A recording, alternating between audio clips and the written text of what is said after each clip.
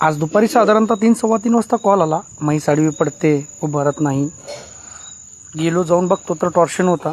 म्हैस बाहेर घेतली, पलट्या मारल्या, टॉर्शन रिमूव्ह केलं. रिमूव्ह केल्यानंतर सांगितलं की त्यांना 1-2 तास वाट बघूया, 2 तासानंतर वासरू आपण बाहेर काढूया.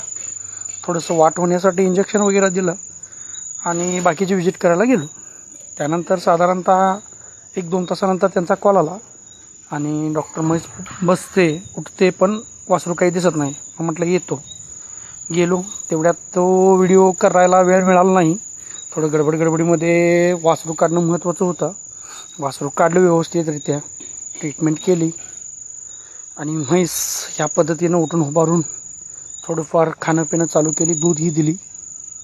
साधारणतः 1.5-2 तास लागले हे सगळं ट्रीटमेंट आवरायला. अशा पद्धतीनं ही केस आम्ही हँडल केली. धन्यवाद. मी तुमचाच डॉक्टर प्रकाश.